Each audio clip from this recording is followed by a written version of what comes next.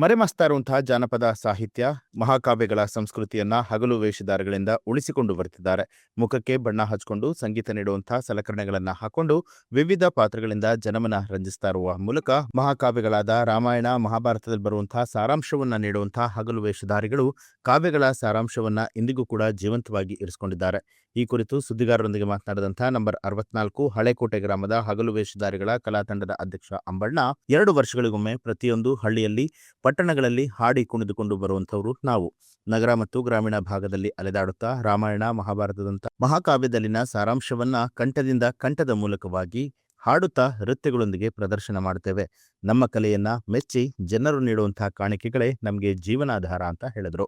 ತಾಲೂಕು ಬಳ್ಳಾರಿ ಜಿಲ್ಲಾ ಹಳೆಕೋಟೆ ಗ್ರಾಮ.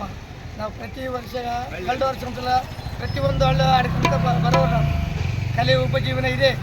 ರಾಮ ಲಕ್ಷ್ಮಣ, ಭೀಮಾಂಜನ ವಿದ್ಯಾ, ಮೋಹಿನಿ ಬಸವಾಸರ, ಸುಂದೋಪಸುಂದ, ರಾಮ ಲಕ್ಷ್ಮಣ, ಸಿಂಧೂರು ಲಕ್ಷ್ಮಣ ಪಾತ್ರ ಮಾಡ್ತೀವಿ. 8 ದಿವಸ ಪಾತ್ರಗಳು ಮಾಡಿದ ಮೇಲೆ ಅವ್ರು ಕೊಟ್ಟು ಉಪಜೀವನವನ್ನು ತಗೊಂಡು ಅಷ್ಟೇ. ಪ್ರತಿ ವರ್ಷಕ್ಕೆ 2 ವರ್ಷ ಒಂದ್ಸಲ ಬರೋರು. ನಮ್ಮ ಜಾನಪದ ಕೆಲ ತಾತ ಮುತ್ತಾತಲೇಸಿ ಬಂದಿದ್ದು ಪರಂಪರೆದು ಪರಂಪರೆಲೇಸಿ ಬಂದಿದ್ದು.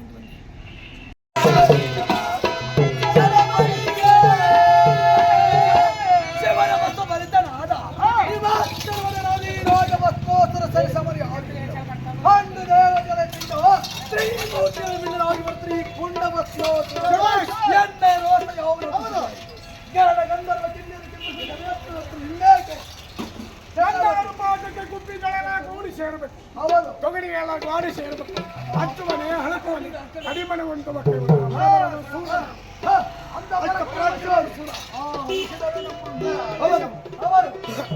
ಐರಾಮನ ಮೈರಾಮನೆ ಕುಂಭಕರ್ಣ ರಕ್ತವೀರ ಸಿಂಹಾನಿ ಸಿಂಹ ಕೈಜಾಮನ ಕೈಜ ರಾವಣ ಬ್ರಹ್ಮ ಚಂದ್ರ ಬ್ರಹ್ಮ ಪುರುಷ ಬ್ರಹ್ಮ ಹಿರಾಚ ಹಿರ ಕೈಸಪ್ಪ ಅವರೆಲ್ಲ ಹಿರಿಯರ ಸೇನಾಪತಿ ಪರಮೇಶ್ವರ ಪಾದ ಪೂಜೆ ಹೇಳಾಗುವುದು ಮೀಸಲಿರನ್ನ ತೆಗೆದುಕೊಂಡು